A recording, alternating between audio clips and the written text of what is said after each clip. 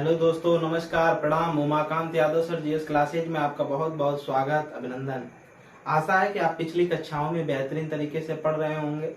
और हम लोग भारत के इतिहास में अब मध्यकालीन भारत का इतिहास, जिसमें अब देखेंगे भारत में तुर्क आक्रमण। अब तक हम लोगों ने भारत के सिंध प्रांतों पे अरबों का आक्रमण देखा, जिसके विनाश के बाद अब भारत में तुर्क आक्रमण हुआ। यानी अरबों का जो आक्रमण हुआ वो 712 से 13 ईस्वी में हुआ। उसके ठीक 300 साल बाद के करीब जो नए राजवंश के रूप में, जो नए आक्रमणकारी के रूप में उभरे, ये थे तुर्क। ठीक 300 सालों तक और भी जो भारत था और उसके दक्षिणी क्षेत्रों के हिस्सों में बहुत से राजवंशों ने शासन किया। फिर उनमें संघर्ष चलता रहा। जो भारत के राजवंश थे और पड़ोसी जो देशों में और राजवंश चलते थे, इंडोनेशिया, सुमात्रा, श्रीलंका में, इन लोगों के बीच काफी संघर्ष चलता रहा। एकता नहीं रही। भारत में भी कई राजवंशों में एकता नहीं रही। इसके वजह से एकता न होने के कारण फिर 300 साल के बाद भारत में तुर्क आक्रमण हुआ। और यही तुर्क जो अरबियों का उद्देश्य था उसी को आगे की तरफ बढ़ाया। यानी अरबियों का जो उद्देश्य था, जैसे सिंध प्रांत के आसपास के क्षेत्रों को विजित करके वो भारत को विजित करना चाहते थे, इस्लाम धर्म का प्रचार करना चाहते थे और भारत को लूटना चाहते थे, उसी काम को तुर्कों ने आगे बढ़ाया। तो हम देखेंगे इसमें तुर्क तुर्क क्या है, इसमें देखेंगे आगे की तरफ भारत में तुर्क आक्रमण। तो देखेंगे तुर्क चीन की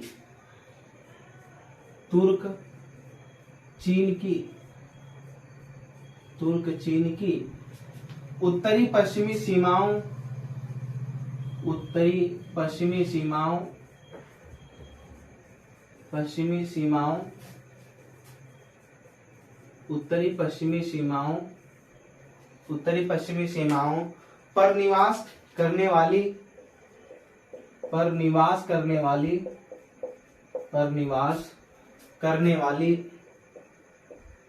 पर निवास करने वाली एक लड़ाकू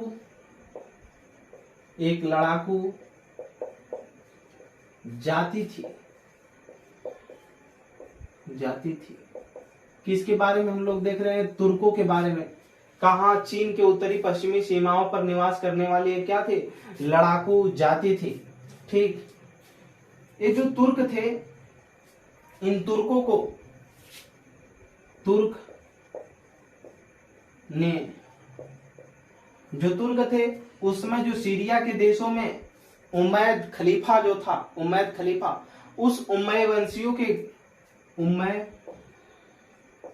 उमैयावंशी शासकों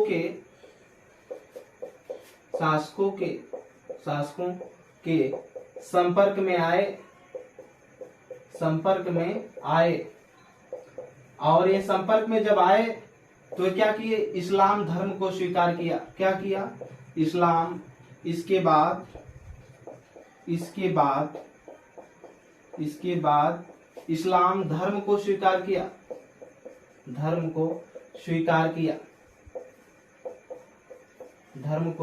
किया।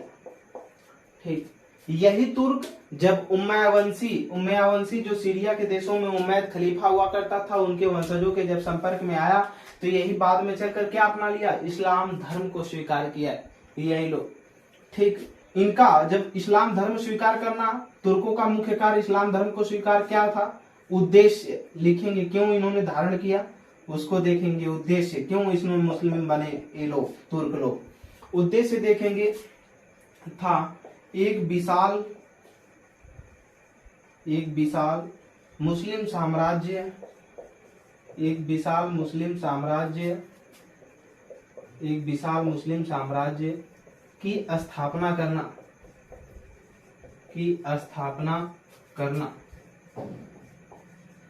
एक विशाल मुस्लिम साम्राज्य की स्थापना करना इनका मुख्य उद्देश्य था, तुर्कों का। इसीलिए उमैयावंशी शासकों के संपर्क में आया और इसके बाद इस्लाम धर्म को क्या कर लिए? स्वीकार कर लिए। अब थोड़ा सा आगे की तरफ हम बढ़ेंगे। तुर्कों के निवास स्थान के बारे में हमने देखा, उसका उद्देश्य क्या था? ये मुस्लिम साम्राज्य स्थापित करना चाहते थे भारत के क्षेत्रों में। इसीलिए इन्होंने मुसलमान धर्म को तुर्कों ने क्या किया? ग्रहण किया। आगे की तरफ देखेंगे। इसमें किसी भी तरीके की दिक्कत या परेशानी होने पर आप हमको कमेंट बॉक्स में बताएंगे। आगे आगे की तरफ देखा जाए, आता है जो भारत में प्रथम तुर्क आक्रमणकारी, वो उसका नाम है, भारत में प्रथम तुर्क आक्रमणकारी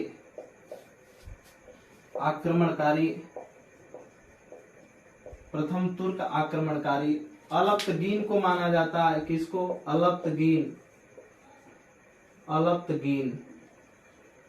अलप्तगीन को माना जाता है। किसको माना जाता है? अलप्तगीन को माना जाता है। ठीक, अलप्तगीन को माना जाता है। थोड़ा सा आप ध्यान देना है। स्थान था अफगानिस्तान। ठीक, स्थान अफगानिस्तान था। और अफगानिस्तान में यहाँ का जो शासक हुआ कर एक स्थान था, इसमें अफगानिस्तान में एक वंश चलता था सामनी वंश। ठीक, सामनी वंश था। और सामनी वंश का जो शासक था, यहाँ का शासक, नोट करेंगे, शासक था अब्दुल मलिक। कौन? अब्दुल मलिक। कौन था? अब्दुल मलिक था। ठीक, शासक अब्दुल मलिक था। इसी का अब्दुल मलिक का जो समय था, ये था 954 से लेकर 961 ईस्वी तक। ठीक, इसी का तुर्कदास था। तुर्कदास था अलप्तगीन। कौन? अलप्तगीन। ठीक, हम लोग देख रहे थे कि भारत में प्रथम तुर्क आक्रमणकारी कौन था? अलप्तगीन था। इसी अलप्तगीन के विषय में हम बात कर रहे थे। किसकी बात कर रहे थे? कि अफगानिस्तान जगह स्थान था, वंश चलता था। अफगानिस्तान में एक वंश चलता था जिसका नाम था सामनी वंश। और यहाँ का जो शासक हुआ करता था अब्दुल मलिक। और अब्दुल मलिक का ही तुर्कदास था। क्या था? तुर्कदास। कौन था? अलप्तगीन था। ठीक, अलप्तगीन। यहाँ तक बात समझ में आई। अलप्तगीन अपने कुशल बल से बहुत मेहनती था। इसी की वजह से 956 में इसको अब्दुल मलिक ने क्या किया था? खुरासान का राज्यपाल बना दिया था। खुरासान का राज्यपाल नियुक्त किया।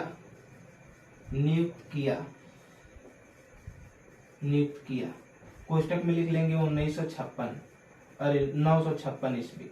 ठीक, किसने नियुक्त किया? अब्दुल मलिक का ही तुर्कदास था। कौन? अलप्तगीन। उसने क्या किया? खुरासान एक जगह थी अफगानिस्तान में, वहां पर इसको क्या नियुक्त कर दिया? राज्यपाल नियुक्त कर दिया। ठीक, यहाँ तक बात सबको समझ में आई। अब हुआ क्या? जब 961 ईस्वी के बाद अब्दुल मलिक की मृत्यु हो गई, इसकी मृत्यु हुई, तो इसके बेटे में और इसके भाई में आपस में टकराहट होने लगी। और जब टकराहट हुई तो दोनों में टकराहट के बाद क्या हुआ? जब दोनों में टकराहट हुई तो जो अलप्तगीन था, इसका दास था अब्दुल मलिक का, ये इसके भाई की सहायता कर दिया, इसके लड़के की सहायता नहीं किया। अब्दुल मलिक का एक लड़का था और इसका एक भाई था। इसके मरने के बाद दोनों में सिंहासन को लेकर के झगड़ा हुआ। तो अलप्तगीन ने अब्दुल मलिक के भाई का साथ दिया, इसके लड़के का साथ नहीं दिया। अचानक क्या हो गया कि इसका लड़का उस लड़ाई में जीता और सिंहासन पर कब्जा कर लिया। अब अलप्तगीन वहां से किसी काम लायक नहीं रहा, क्योंकि उसके भाई का सहायता किया था, लड़के को तो किया नहीं था।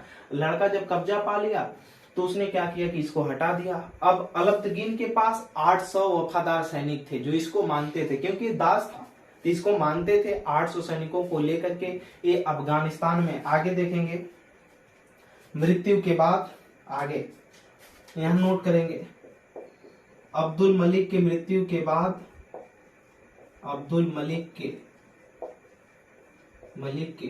मृत्यु यानी 961 ईस्वी के बाद देखेंगे क्या हुआ। नीचे अलप्तगीन अलप्तगीन 800 सैनिकों को लेकर 800 सैनिक को लेकर 800 सैनिकों को लेकर अफगान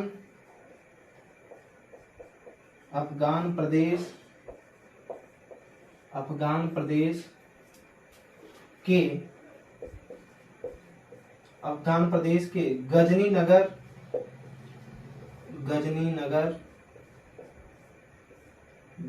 नगर याद रखिएगा, गजनी नगर में बस गया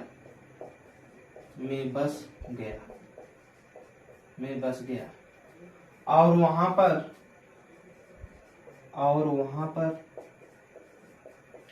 पर गजनी वंश की स्थापना की।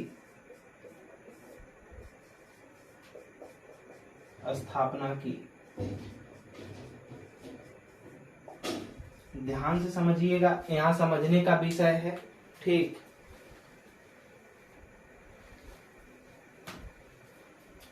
जो अब्दुल मलिक है, ठीक, अब्दुल मलिक, कहानी यहीं से स्टार्ट होती है।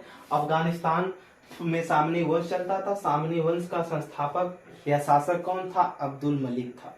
अब्दुल मलिक का ही दास कौन था? अलप्तगीन। जब अब्दुल मलिक की मृत्यु हो गई तो उसके भाई और उसके लड़के में सिंहासन को लेकर झगड़ा हो गया। भाई कहता था मैं राजा बनूंगा, लड़का कहता था मैं। अब इसका जो दास था अलप्तगीन, उसके भाई की सहायता कर दिया, लेकिन अचानक से उसका लड़का सिंहासन को पा लिया और वो कब्जा कर लिया। अब अलप्तगीन कहीं का नहीं रहा। जब इसके तब नहीं रहा तो क्या हुआ? इसकी मृत्यु के बाद, यहाँ पर अब्दुल मलिक के मृत्यु के बाद क्या हुआ? अलप्तगीन इसका दास था, वो 8000 सैनिकों को लेकर अब कहां पर? अफगान प्रदेश में यानी अफगानिस्तान में क्या किया? गजनी नगर में जाकर के वो बस गया और वहां पर क्या किया? एक स्वतंत्र वंश बनाया। कौन? एक स्वतंत्र वंश बनाया, गजनी वंश। कौन सा वंश? गजनी वंश। देखिएगा, ऐसा है कि जब तक हम किसी भी चीज का बेस नहीं जानेंगे तो उस चीज के बारे में जान करके कुछ भी नहीं होगा, हमको प्राप्त होगा। तो हमको जानना है कि कहां से तुर्क कैसे आए थे। तो पहले अफगानिस्तान से लेकर के ऐसे हमने देखा उसका दास, और उसका दास जो था अलप्तगीन, उसने गजनी वंश की स्थापना कर दिया। कहां पर? अफगानिस्तान में, अफगान प्रदेश में क्या किया? गजनी नगर में जाकर बसा और वहीं पर क्या किया? गजनी वंश बनाया। अब आगे की तरफ हमको देखना है। यहाँ तक किसी भी प्रकार की दिक्कत परेशानी होने पर आप हमको कमेंट बॉक्स में बताएंगे। ठीक,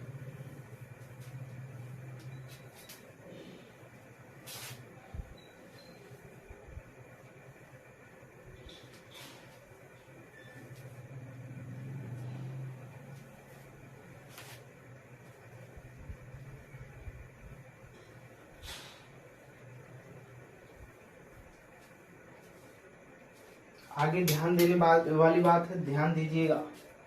अफगानिस्तान था, ठीक, कौन? अफगानिस्तान, स्थान था अफगानिस्तान, ठीक। एक नए राजवंश की अफगानिस्तान में क्या? गजनी वंश। अफगानिस्तान में क्या चलता था? एक गजनी वंश चला करता था। अभी हमने देखा अलप्तगीन ने क्या किया था? इसकी स्थापना किया था, गजनी वंश, ठीक। और शासक कौन था? अलप्तगीन। अलप्तगीन शासक कौन था? अलप्तगीन, ठीक। यानी अफगानिस्तान में एक वंश चलता था, गजनी वंश। गजनी वंश का शासक, यहाँ लिखेंगे शासक कौन? अलप्तगीन, ठीक। किसी को यहाँ तक दिक्कत? नहीं दिक्कत, ठीक। संस्थापक था कौन? या शासक? संस्थापक भी था, नीचे लिख लेंगे संस्थापक। शासक एवं संस्थापक दोनों था, ठीक। अलप्तगीन, इसी का, अलप्तगीन का ही गुलाम हुआ करता था। गुलाम, इसका गुलाम था। कौन गुलाम था? देखेंगे, सुबुक्तगीन। कौन? सुबुक्तगीन।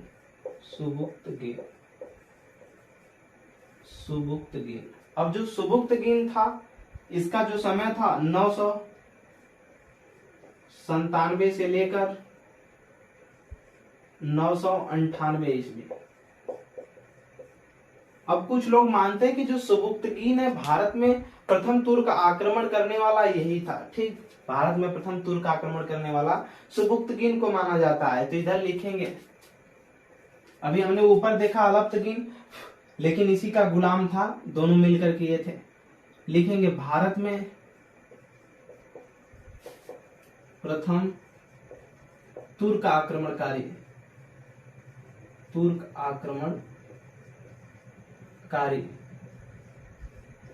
आक्रमणकारी था। कौन था? यही सुबुक्तगीन। ठीक, अब इसका लड़का हुआ, इसका पुत्र, ठीक, इसका जो पुत्र था वो था मोहम्मद गजनवी। कौन? महमूद गजनवी।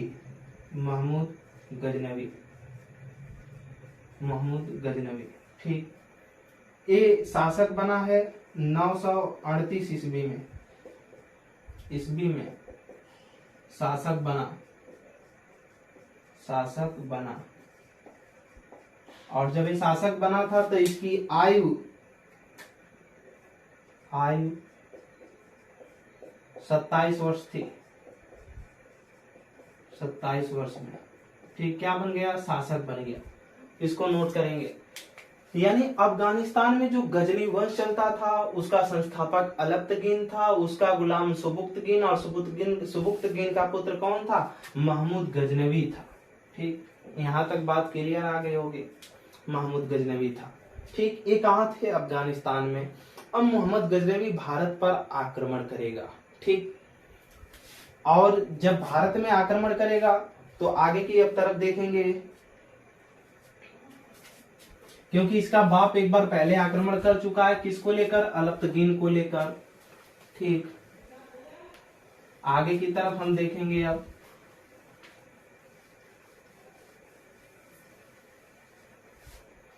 देखिएगा, इसमें इस समय जब ये आक्रमण किया भारत में, इस समय भारत में जो सिंध प्रांत क्षेत्र थे, इस समय भारत में देखेंगे गांधार प्रदेश प्लस अफगानिस्तान का जो काबुल घाटी थी, प्लस काबुल घाटी। ठीक, इन क्षेत्रों में, काबुल घाटी, इन क्षेत्रों में, ठीक, एक वंश था हिंदुशाही वंश। कौन? हिंदुशाही वंश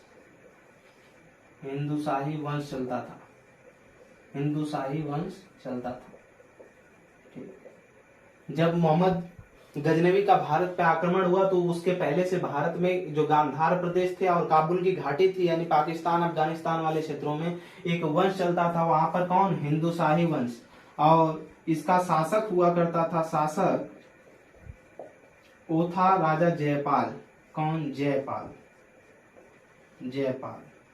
इसकी राजधानी जो हुआ करती थी, राजधानी ये थी पेशावर। कहाँ थी? पेशावर। इसकी राजधानी कहाँ थी? पेशावर थी। इसको नोट कर लेंगे, यहां तक नोट करेंगे। इसके बाद आगे हम लोग देखेंगे। ठीक, अब आगे देखेंगे।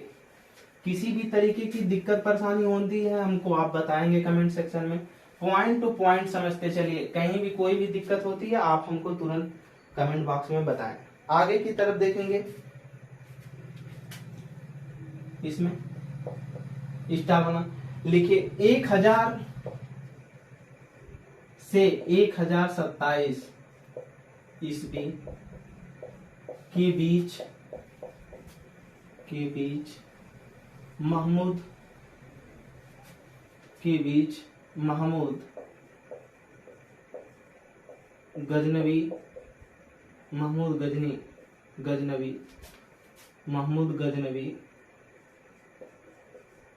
गजनवी का भारत पर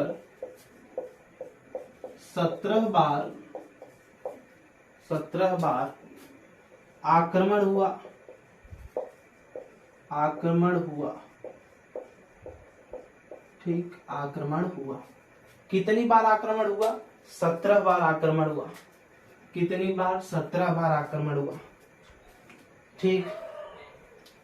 ये पूछा जाता है किसके अनुसार, तो देखेंगे sir Henry, sir Henry, sir Henry Elliot के अनुसार, इलियट के अनुसार। ये इतिहासकार हैं, इनके अनुसार माना जाता है कि मोहम्मद गजनवी ने, कौन? मोहम्मद गजनवी ने भारत पर क्या किया? 17 बार आक्रमण किया था, आक्रमण किया, ठीक। भारत पर 17 बार आक्रमण किया, यहाँ लिखेंगे, गलती होगी यहाँ पर, किया, 17 बार आक्रमण किया, ठीक।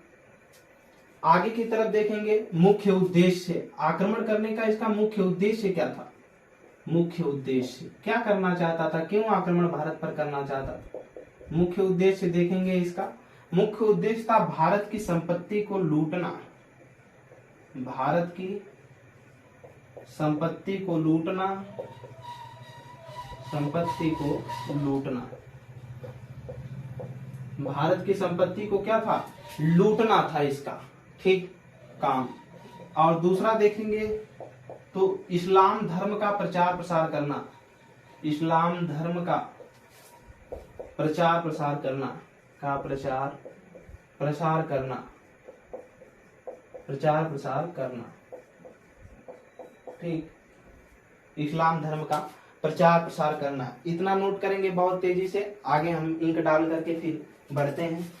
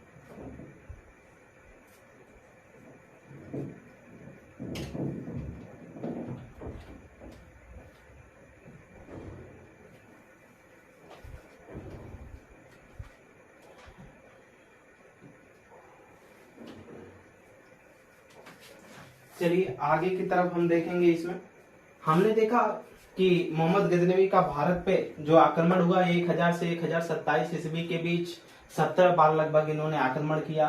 कौन बताता है? सर हेनरी एलियट इतिहासकार हैं, इनके अनुसार इसका जो मुख्य उद्देश्य था भारत पर आक्रमण करने का, वही था भारत की संपत्ति को लूटना और इस्लाम धर्म का क्या करना? प्रचार प्रसार करना। अब इसके कुछ महत्वपूर्ण जो आक्रमण हैं हम उसको देखेंगे, कुछ महत्वपूर्ण आक्रमण हैं उनको हम देखेंगे। इसमें मोहम्मद गजनवी के जो महत्वपूर्ण आक्रमण हैं हम इनको देखेंगे।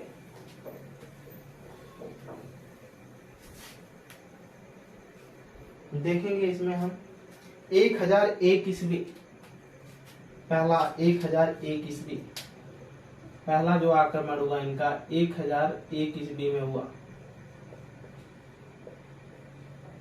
ठीक, 1001 ईस्वी का आक्रमण। इसमें देखेंगे महमूद गजनवी ने, महमूद गजनवी ने, महमूद गजनवी ने जयपाल को पराजित किया। जयपाल कौन था? हिंदूशाही शासक। अभी हमने हिंदूशाही शासक देखा जिसकी राजधानी पेशावर थी, को पराजित किया, को पराजित किया, ठीक, पराजित किया, ठीक। आगे क्या किया? अपमानित किया, अपमानित किया, अपमानित किया, अपमानित किया, जिसके कारण, आगे लिखेंगे, जिसके कारण, जिसके कारण ए अपना राजपाट, अपना सब कुछ, सब कुछ अपने पुत्र, अपने पुत्र आनंदपाल, आनंदपाल को सौंप कर, को सौंप कर, सौंप कर आत्महत्या कर ले, आत्महत्या कर ले, कर ले, आत्महत्या कर ले।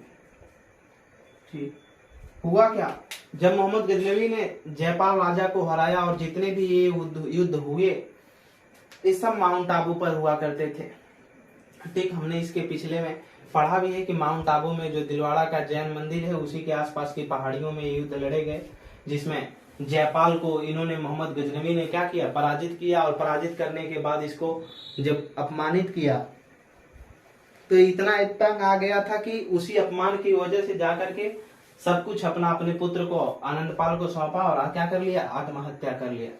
आगे की तरफ देखेंगे, इसी में जीतने के बाद, ठीक, विजय के बाद, विजय के बाद, विजय के बाद महमूद गजनवी ने, विजय के बाद महमूद गजनवी, महमूद गजनवी जिहाद का नारा दिया, जिहाद, जिहाद का नारा दिया, का नारा दिया, जिहाद का नारा दिया। यानी इस्लाम धर्म को सर्वश्रेष्ठ बताकर इस्लाम धर्म को आगे बढ़ाया जाए, और जो काफिर हैं यानी हिंदू हैं, उनको, जो मुस्लिम धर्म को नहीं मानते, इस्लाम धर्म को, उसका सर्वनाश किया जाए। उन्होंने जिहाद का नारा दिया था।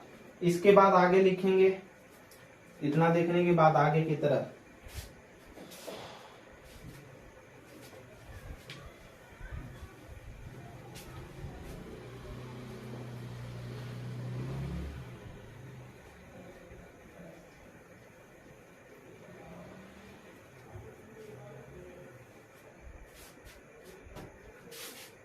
हम लोग पढ़ रहे हैं महमूद गजनवी, किसके, महमूद गजनवी, गजनवी, ठीक, जिसका समय चला था 998 ईस्वी से लेकर कब तक, 1030 ईस्वी तक। ठीक, देखेंगे, भारत पर बार बार आक्रमण करने का इसका उद्देश्य, भारत पर बार बार आक्रमण करने का इसका उद्देश्य, इसका उद्देश्य, बार बार आक्रमण करने का इसका उद्देश्य मंदिरों से, मंदिरों से संपत्ति को लूटना, संपत्ति को लूटना, संपत्ति को लूटना तथा मूर्तियों को ध्वस्त करना था, तथा मूर्तियों को ध्वस्त करना था। ये मानता था कि मूर्तियों को अगर तोड़ दिया जाएगा, उसको ध्वस्त कर दिया जाएगा, तो जो कुछ भी बचेगा नहीं, तो ये लोग पूजा पाठ करेंगे नहीं और हमारे इस्लाम धर्म को स्वीकार करेंगे। बहुत से लोगों ने इसकी अधीनता को स्वीकार भी किया। आगे की तरफ हम देखेंगे, इसमें महमूद गजनवी, आगे महमूद गजनवी, महमूद गजनवी, महमूद गजनवी को ही मूर्ति भंजक, मूर्ति भंजक, या इसी को बोलते हैं बुत सिकन, ठीक, बुत सिकन, जो हिंदू मंदिरों को तोड़ा, इसी से इसको बोलते हैं बुत सिकन। मूर्ति भंजक, आक्रमणकारी,